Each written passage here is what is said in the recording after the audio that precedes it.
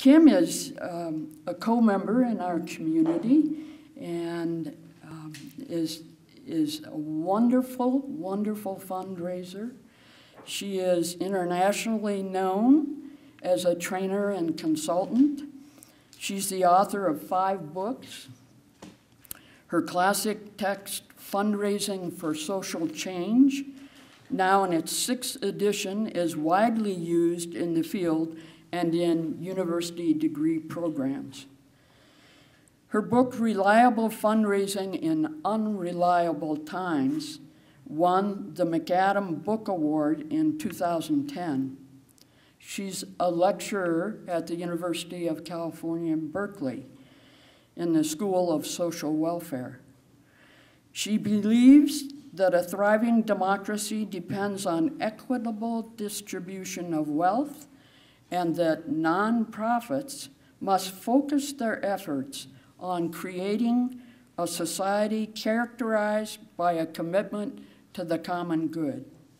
She is on the board of California Association of Nonprofits and is, as I already said, a co-member in the Loretto community. She's taught fundraising in all 50 United States and 21 other countries. So she comes to us with wonderful qualifications, and one of the best is her sense of humor. Libby mentioned last night that during dinner we were in gales of laughter, and a lot of that seemed to come from Kim's end of the table. So Kim, we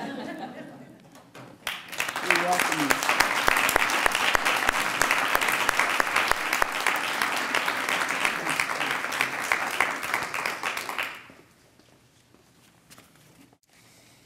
Well, it's really, I have to say, a little intimidating to follow Lisi and Mary Hunt. And Mary Hunt and I go way back, probably almost 40 years when I was first getting into fundraising. And I just want to tell a little story about that because, of course, no one says when they're 12 they want to grow up to be a fundraiser. Okay? If they did, they'd be really crazy. And I didn't either. I went to California from college to, I went to Pacific School of Religion, and Mary was at the Graduate Theological Union, and I went there to study to be a Methodist minister. So, and I took a turn, and it's been great. But Mary was always a great role model for me and mentor and wonderful person. I was in my early 20s, and it wasn't until I was in my 30s that I realized Mary was also in her early 20s. I sort of thought of her as being older. Anyway, I wanted to, I'm really happy to be here and have a chance to have heard last night's talk. It was fantastic, and I had a bunch of stuff that I wanted to say, and then I felt like I was a little bit changed by it, so then I've changed some things. So anyway, I hope this doesn't, I hope it's as coherent as it was when I first wrote it, and I had my very rigid conversation there. I have, yeah, as I said, I've been in fundraising a long time now, 37 years, and so I'm surrounded by generosity. That's my whole business, my whole life is about generosity. And I wanted to say a word about that because I think it really, I think we have to move into that space of recognizing just how generous the population at large really is. Here in the United States, 7 out of 10 adults give away money. 70% of the adult population. This includes immigrants as well as people born here. So more people give away money than vote, by miles. By miles. More people give away money than volunteer. Poor people give away money than attend any house of worship. And certainly 7 out of 10 people are not wealthy. In all the countries where we've studied giving, now 32 countries where we've studied it, between 7 and 9 out of 10 people give away money. The United States is not the most generous country in the world. This is a conceit we have about ourselves, but it is not true. We certainly are in the top 5, but we are not even in the top 2. You have someplace, for example, the most recent study of the most generous country by percent of giving in the world was Myanmar. coming out of its awful revolution and oppression of the Slork, and now with Aung San Suu Kyi in office, people have returned to a Buddhist tradition of giving. So that was Belgium, of course, a very generous country, but somewhere between 7 and 9 out of 10 people, and our neighbor to the north, Canada, 8 out of 10 people give away money. So people feel a need to give, and one of the things that's very important about that, and I think can inform some of what we talk about in a little bit when we have a chance for larger conversation in the group. Fundraising is built around one premise and one premise only: that if you want money, you have to ask for it, and that if people, when we do study after study, and we say to people, and you can do it with me right now, why did you make your last gift? 80% of people will say, because someone asked me. And when we say to them, what was the name of the group you gave to, only half of them can remember. But they can all remember how they were asked. I saw something on television. A kid came to my door, so articulate.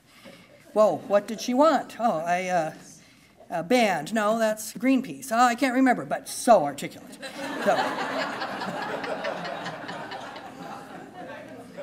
So this notion of asking, I think, is a paradigm we need to move into as women, and because the majority of us here are women, I want to kind of say that I think men have reserved for themselves the right to do asking, okay? The right to ask. You can think of other very important traditions in our lives. For example, the tradition of heterosexual marriage. Who is supposed to do the asking? Okay? And even to this day, you see even on television shows and movies and stuff, the men are still asking. I had a student come to me the other day and she said she really wants this guy to ask her to marry him. I said, why don't you ask him? Oh my God, talk about, what was that thing you said, serial killing or something like that? Yeah. She was completely, some of us can remember, cast your mind back to your teenagehood. Do you remember Sadie Hawkins' dance? Yeah? That was the one day a year that girls were allowed to ask boys to go to dance. One day, could you spare it, men? Okay.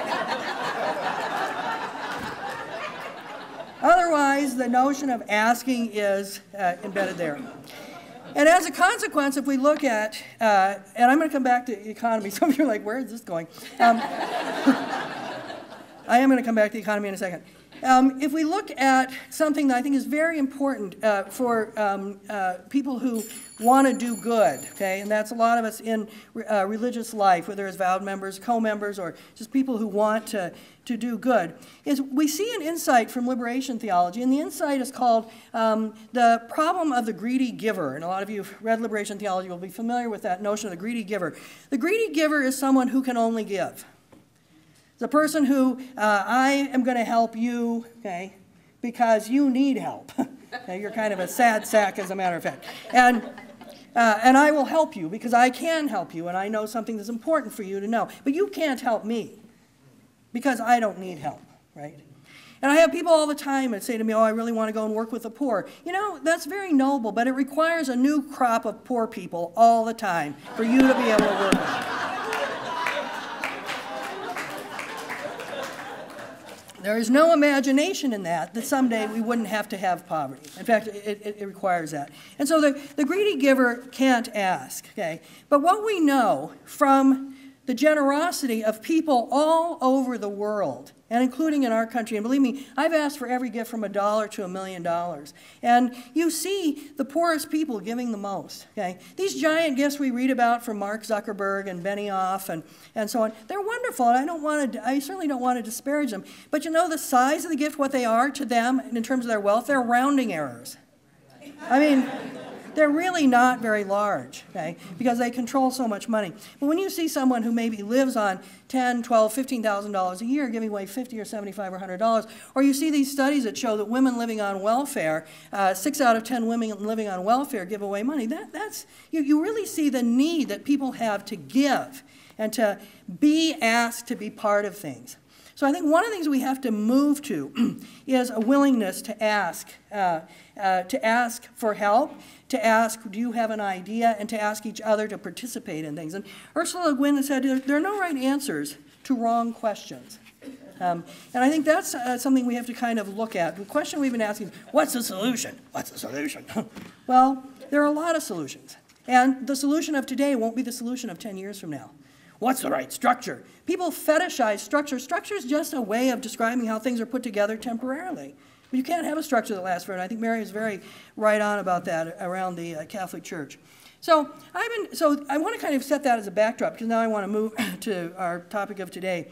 I'm very influenced by public health people and a lot of the studies coming out of public health. And I was really glad that Lisi talked about how economics needs to be influenced by other disciplines. And I think if it becomes interdisciplinary, it will really be useful. And we can learn a lot from public health. So public health starts with the premise, how can we build a quality of life for everybody? That's the premise. Capitalism doesn't start with that, and economics doesn't start with that.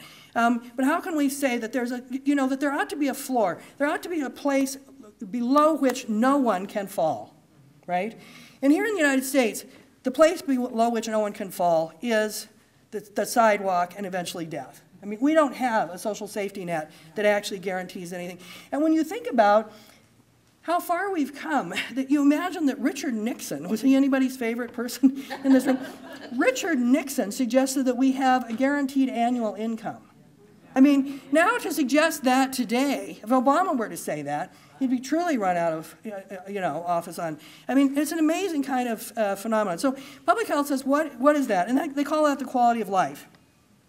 And there are two public health professionals, Richard Wilkinson and Kate Pickett, who I particularly admire. They wrote, some of you know, a book many years ago, 2011, called The Spirit Level. It was about income inequality, and they've continued their work. And this was the book that influenced me a lot when I gave that talk at our Jubilee. And they looked at, why is the United States the leader, the wealthiest country in the world, not the most generous, but the wealthiest?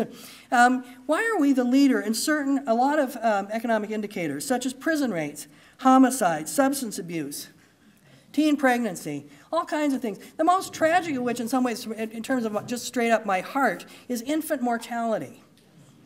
I mean, that's extraordinary. We have the highest infant mortality rate of any developed country in the world, and higher than almost all other less developed countries.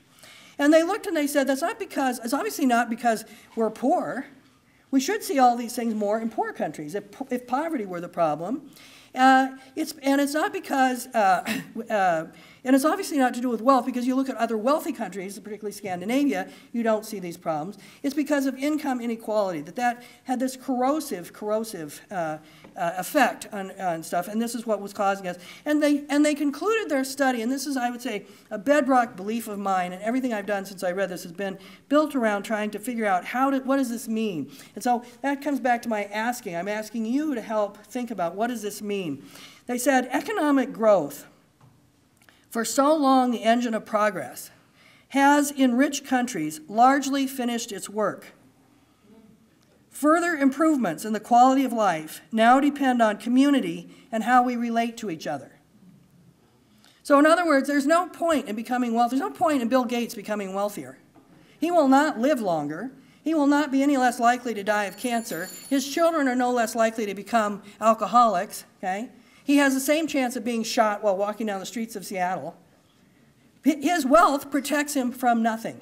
And public health people will tell you there is a certain level of income you have to have, or wealth that you have to have, past which nothing will help you. Your life will not get better. And you know what that income is right now here in the United States? It's $75,000 for a family of 4. Past that, you will have no improvement in the quality of your life. This is an extraordinary thing, and it tells us economic progress is done. It's finished. Every good and all the bad that could do has happened, and now to move forward, we need to move into an entirely different paradigm. And I think this is really important. You know, income inequality has become so serious that even Janet Yellen, who would you agree is slightly to the left of Greenspan? Yeah, but is the head of the Federal Reserve, and I don't think she's like a major radical. But she said the other day in this big speech, she said, I think it's appropriate to ask whether inequality is compatible with values rooted in our nation's history. Among them, the high value Americans have traditionally placed on equality of opportunity.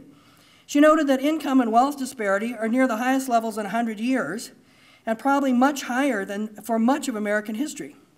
Now, she offered no solutions, But that she even spoke about it is kind of extraordinary. And that thing that Lisa talked about last night, the cracks in capitalism or the gaps in capitalism, I see them all over the place. And that's a big gap when the head of the Federal Reserve, largest private federal bank in the world, begins to say, whoa, we have a problem with income inequality. Income inequality is so profound. I just want to give you a few little facts and then move on from there. That from 2009, which was the beginning of the so-called recovery, and of course, I want to just digress and say everyone wants an economic recovery, not everyone, not this room, but an economic recovery. But what is it? Recovery, that recovery. I mean, it's like, this is something I want my cat to do in her litter box, you know.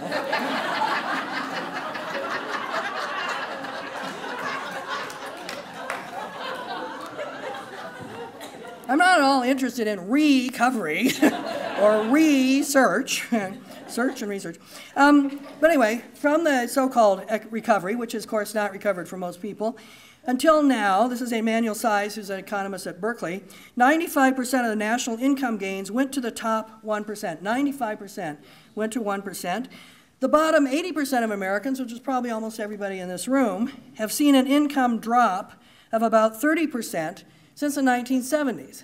We have less money than those of us who were alive in the 70s. We have less money now than we did then. And of course, for young people, this is really profound. There's a study that showed from the Urban Institute that in 2013 reported that the net worth of people 47 and older, so my net worth, in other words, being in that category, is twice as much as someone who was 27 years ago. I have twice, because in my generation, we really did move forward a great deal. But today's adults in their mid-30s and younger have accumulated no more wealth than their counterparts 27 years ago. In fact, those ages 29 to 37 lost significant ground. They saw their average net worth drop 21% between 1983 and 2010. And given that millennials, most of them were born in the 80s, they basically have had no economic gain since their birth. I mean, this is an amazing kind of thing. The other thing to kind of keep in mind, that this has led to a fact, again, coming out of public health schools, but now confirmed by economists at Berkeley, that half, 50%, 1 out of 2, 50% of the U.S. population now lives at or near poverty. And we don't see it because we live in a delusion I think Lisa talked very well about. So what are we going to do about this? And this is where I want to kind of move to looking at some solutions that we might be able to take up. And it's built around this idea of moving away from I to a more collective sense of ourselves as we. Max Havens has written a really wonderful book on Crisis of Capitalism, says that capitalism on a basic level relies on each of us imagining ourselves as essentially isolated, lonely, and competitive economic agents. Capitalism is a system that drives and relies on the conscription of the imaginative process of valuing and then the subordination of all value to price. But of course, price and worth are not the same thing. The best things, and a simple way to say that is the best things in life are not things, right? So we need to move from there. And I think you see this when he says, imagine yourselves as essentially isolated, lonely, competitive economic agents. He goes on to say it relies on us imagining that the system is the natural expression of human nature or that it is too powerful to be changed. We have to imagine it's too powerful to be changed. It relies on that, okay? Or that no other system could ever be desirable. The system is driven by a process where the plural living values of humanity, for all their contradictions and vagaries, are translated, transformed, and subordinated into the monolithic singular value of capital. But what I want to say to you is, to kind of quote Einstein, imagination is more important than knowledge. So I just gave you a bunch of facts. This is all knowledge, okay? Knowledge at this point is the booby prize. Anyone can go into Google or any of the open source stuff and type in a question and get knowledge, right?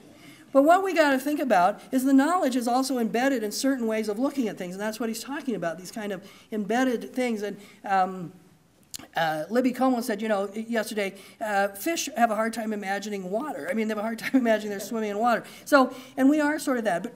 But I think that because many of us here have imagined for a long time a different kind of world and have lived differently, we're in a particularly important position to be able to move to a different kind of way of doing business. And this is the other thing that I said. We at Loretto, and I know not everyone here is from Loretto, but we at Loretto know what it means to be in community. We know how to share things. We know how to hold things in common. So we're actually totally set up for this post-capitalist economy where economic progress is over and all that matters is community.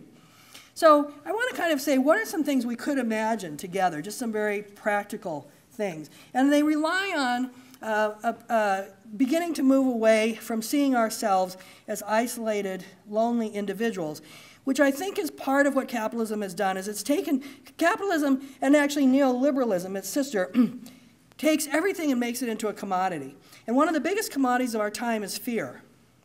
Fear is a commodity. And we're sold fear all the time. I'm sold fear. I'm 61.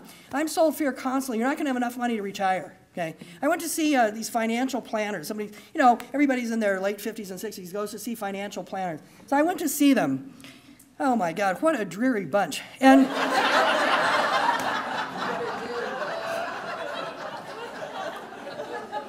they were just so, I felt for them. So I thought, this is what you do all day long. You tell people they're going to die.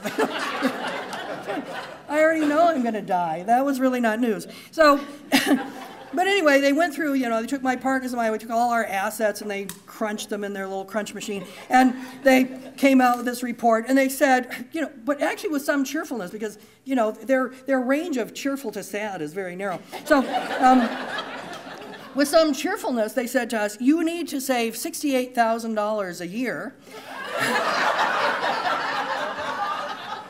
And you can retire when you're 78.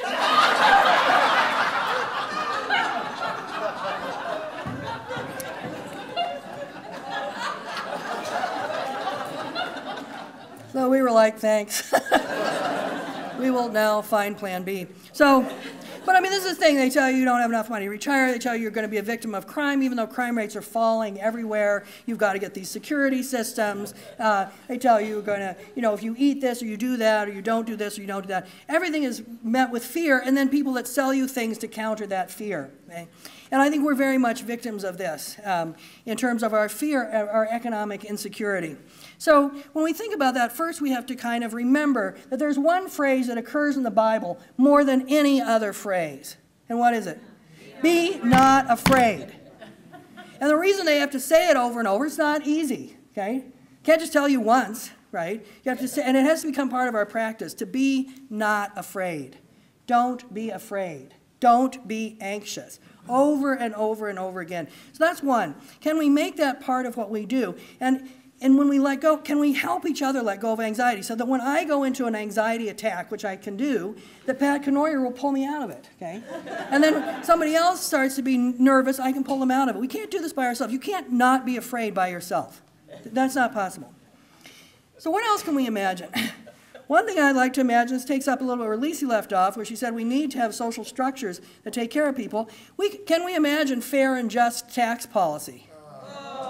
And can we work for it?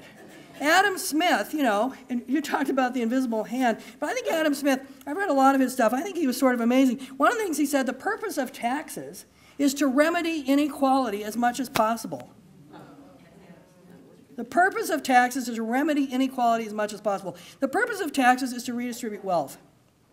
So one of the taxes we could all work on, okay, is the estate tax. The estate tax is a disgrace. Only 2% of Americans pay the estate tax. And when you think, there used to be a very conservative idea propelled by Andrew Carnegie, among others, that there should be a 100% estate tax. That's what he believed. He said, I would rather give my son a snake than a single dollar, and he left his children nothing. He believed that every generation should start at zero. He wasn't the nicest guy, but he had,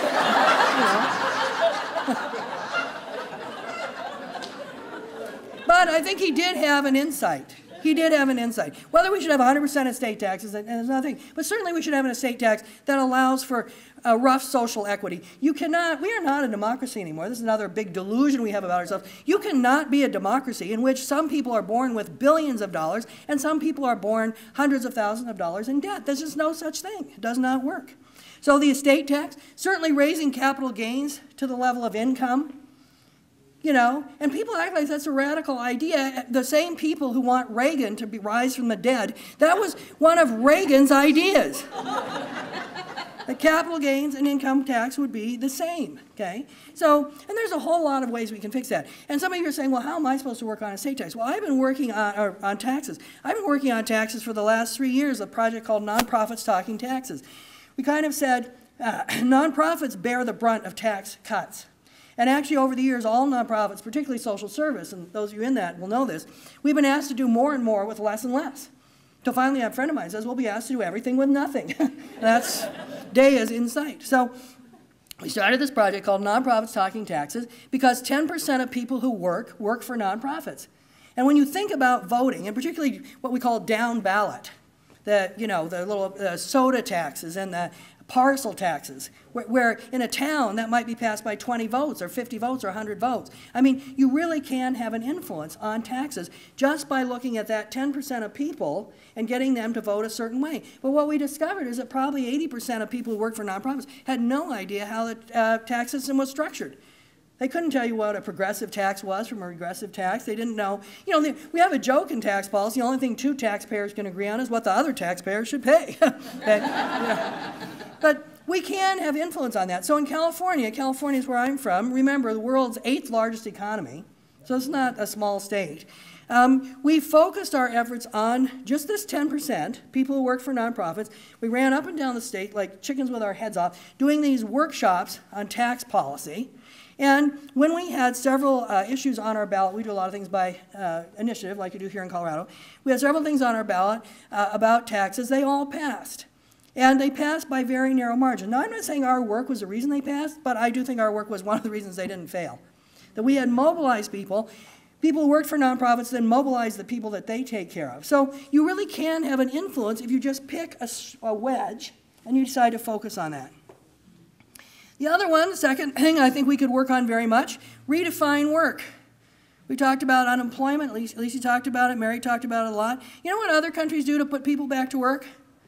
Very simple. They shorten the work week. Shorten the work week, pay people the same, put them back to work. Years ago in Finland, they were having Finland's one of the world's most competitive economies now, but years ago they were having some problems. They shortened the work week to 30 hours. And the corporations, of course, had a meltdown. Like they do. So, but the Finns held out, okay? No, you have to pay people the same, put everybody back to work who wanted to go to work, who could work. And then the corporations discovered something. This is what our corporations would discover too if we were to mandate this, that they had much higher morale amongst their workers, that they had far less theft, that they had far less turnover, and of course turnover is extremely expensive, and that in fact they were more profitable. And when the economic crisis was over, the Finnish government said we can go back to the old work week if you want. People did not want to. So shortening the work week absolutely does work. And I think it would be very interesting for Loretto to think about shortening our work week for all the staff here as a way to start. Why are we waiting? Oh, let's wait. Let's think if Monsanto would shorten the work week. Well, we don't know them. We know us. Why don't we do it? Oh, but I feel the vibes coming at me now. And this brings me to my next point, and possibly my most important thing that I'm going to say. Stop asking what things cost, and start asking how much they are worth. When I work with groups, people call me in all the time, oh, we have a terrible problem, we have no money, can you come work with us? And you know, they've lost some government grant or lost something, or they have way more people to take care of and they can't raise the money. And one of the rules that I have for all my clients, I will work with you as long as never in my presence do you utter this phrase, let's cut the budget. That is not allowed, it is off the table. And when you move it off the table, that budget cuts are not one of the options. It forces people to say, well, then what? Well, what are we going to do? Well, how are we going to get the money? Budget cuts just lead to budget cuts. They're just like strangling yourself. You know, till finally you have all these groups out there, like my grandmother used to say about people, that they were dead, but they were too stupid to fall over.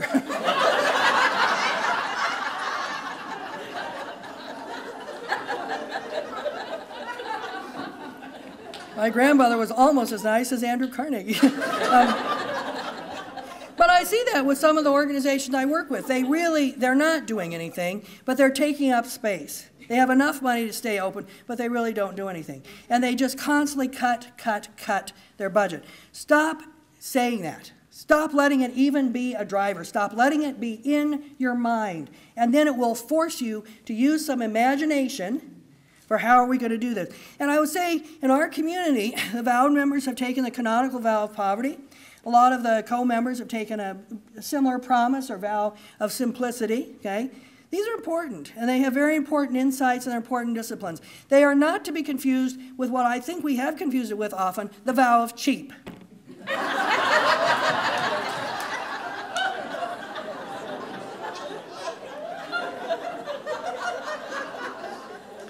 Honest to God, I do see people like, oh, I got this cheap. I got this for here. I got this at some box store I bought at Walmart. When you get something that is cheap, that is cheaper than it should be, it's because someone paid.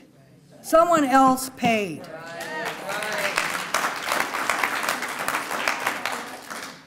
And I think also we kind of have to think about that we have enough here in our community, and we probably have enough to invite a lot of other people in. I remember Pat Conoyer, now you may deny, oh, well, now you won't get in trouble with the Vatican because now you're a co-member. But I remember years ago when you were in your other life as a vowed member, you told me that you would happily, that a lot of people would happily have access to all the stuff you didn't own. Like there's this notion of we don't own this stuff, but you have access to it, so what's the difference, right? So let's invite people into that idea of owning things more in common. You don't have to own everything your own self, right? And that's that individualistic thing. We must move away from it to a we. And there's 76 million millennials. This means that there's going to be this massive number of old people. Okay, there's already a lot. There's going to be more and more. It's 12.5% of the population, I think, are over 70. In about 6 or 7 years, 20% of the population will be over 70. So there's going to be this whole world of people who, right now, the way we take care of really old people in general, not in our community, but in general, is in these nursing facilities, assisted living facilities. I see it with my mother, who's 88, and everyone says, oh, Phyllis, it's so sad that Phyllis used to be so independent, and now she has to ask for things. You see that? I don't like that. I feel like, why should it be a sign of lack of independence that she has to ask for things? Why shouldn't it be a sign of independence? She asks for things, and she continues to live her life. She has things to give, okay?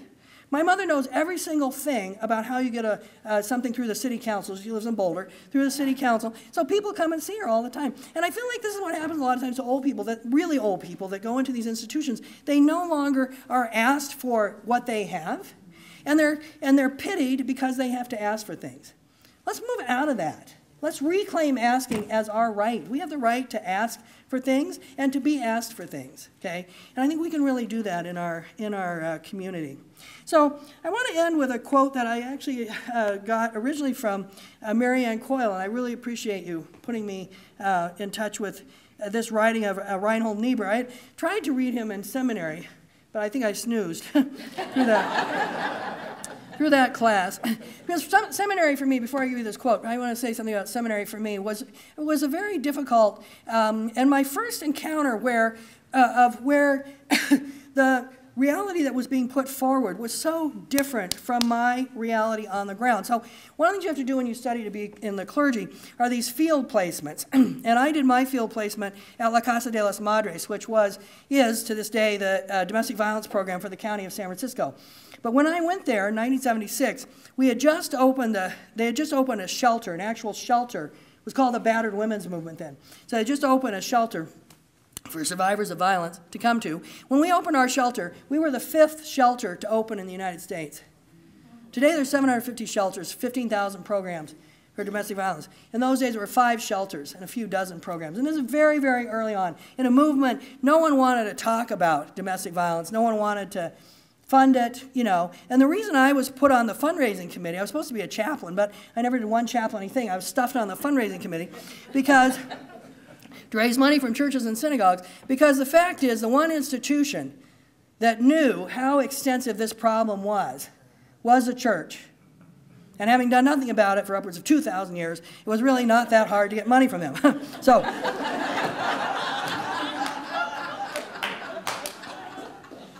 and so I was very happy to be there, and that's really where I started. But I remember one time, and any of you who've been to the Graduate Theological Union will know, it's up on a part of Berkeley. It's called Holy Hill, and it is really literally at the top of the hill. And so I would drive at this ancient, do you remember my car, my 1969 Dodge Dart that I shared with three other people. So I would take my car and drive down the hill over the Bay Bridge into San Francisco and into what a part of San Francisco some of you know called the Tenderloin. The Tenderloin in those days was really very iffy neighborhood. And we had a house there, okay? And then, so I remember going there, down, and then working with these women, and they had and you know, women would come to this shelter with their kids, and they would stay for, I forget how long you stay, like 3 weeks, and they had to leave, and where did they go when they left? They went back. Over and over and over again, they went back. And I remember we all sat together one day, the shelter had been open about 6 months, and we said, you know, something is really wrong here. We are luring women out of these violent environments, and we are giving them no tools about how to stay out. And, you know, people stay in abusive relationships for very complicated reasons. But these women turned to these men, I think, overwhelmingly because they saw no economic alternative. And we did not give them one. We knew nothing about what you could, getting credit in your own name. We knew nothing about what you were entitled to from the government. We did not know how to raise money. We didn't know how to build second stage housing. All this stuff that's now very much part of the domestic violence movement. We knew nothing. And we realized that if we didn't learn every single thing we could about money, who has it, how to get it, how to invest it, how to ask for it, whether we liked it or not, if we didn't learn everything we could about money, we were collaborating with the very system that our work was designed to change, because it was held together by people's access and knowledge about money. And so we kind of had this meeting at the shelter, and I was like, my head was buzzing, like, oh, what are we going to do? But then I was late for my Christology class, so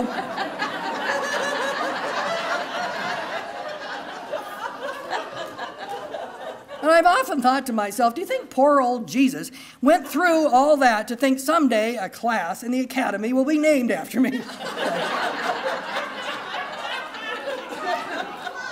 Seriously doubt it. Anyway, so I raced back up the hill into my class, sat down just in time to hear the professor. I have no idea what he was saying. I just heard the end of the sentence, the tripartite modality of the Christ norm.